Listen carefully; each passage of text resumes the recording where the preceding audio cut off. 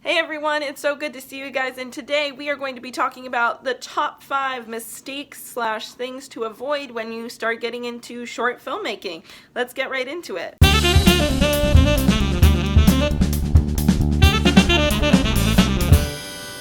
Now, just remember that these are all from my own personal experience. I'm only a junior in film school, and I am learning new things every day and am far from an expert on any of this. Not going well.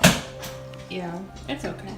But I thought this would be a fun video to do. So starting off at number 5 is use a film slate.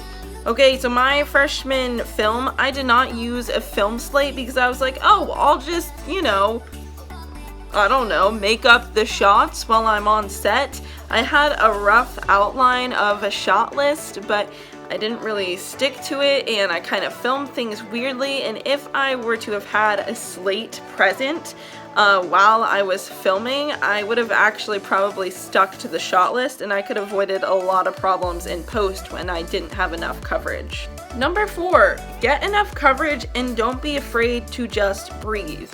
There's so many times when I was first starting out in filmmaking that I felt like I had to rush, I was kind of all over the place and scatterbrained, but the deal is that you need to stick to your shot list. If you have certain shots you know you want to get, if you know that you're going to want multiple takes of something, go for it. There is absolutely no reason in rushing that. Yeah, it should be good to, keep a good pace so you're not on set for hours and hours and hours and hours, but at the same time, at the end of the day, when you're on set, you really have to keep in mind the editing process. Whether you're editing or whether somebody else is editing, you have to make sure that they have enough to actually choose from and to make something decent, because the editor and the editor's cut is ultimately what's gonna make or break your film. So even if you have that really awesome take, if you don't have something that's coming before or after that will cut well with it, then the editor's not going to use it, and then your favorite take is now spoiled. So always remember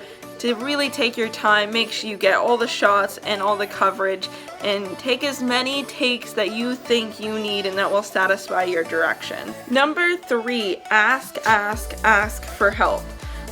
When you're going into film school or really into any project, I guarantee that you are not going to be an expert on every aspect of filmmaking, and maybe you are, and that's awesome, but you still need help for a film to come to life. It is so easy to go into a project wanting to direct and DP it and edit it and be in control of every single little aspect of it.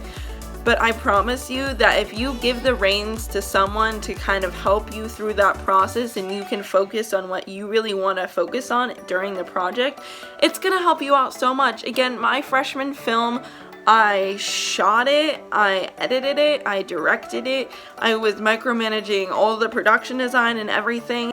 I got so overwhelmed because I had to do all of these things. But later on, as I had to start having a production designer and having a director of photography and having all of these different people help me with my projects, they grew so much more because you get little tidbits from everybody, right? You could be shooting in the scene. What I do like to do a lot is I love having assistant directors on set. And while yes, they keep track of the time and all of this, a lot of the times when I've gotten the takes that I feel good, I always turn to my assistant director and be like, what do you think? Do you think we should try something new here? Do you think this fits the story? Is everything going according to plan? Just having people around you on a film set is just so important to its success because you really get a gauge for what's working and what's not working. Number 2. Okay, so these last 2 have to do about writing the script in general because that's what I feel like I am most comfortable talking about when it comes to my personal experience with short films. I've written a lot of short films, a lot of them trash, a lot of them okay, and a lot of them I enjoyed quite a bit. But the main common denominator is going into school, I had all of these huge ideas about, these half an hour long films, and there's characters and this and that, and it's time period, and there's spaceship, and yes, the aliens come down with lightsabers and all of that. But when you're in school and you're learning and you're trying to actually tell a story, I find that is not the best way to start, and that's not really feasible when you're a film student without any money. just the truth. So when you're going in to write these scripts and you have ideas, I would say focus on your personal life. Focus on things that have happened to you.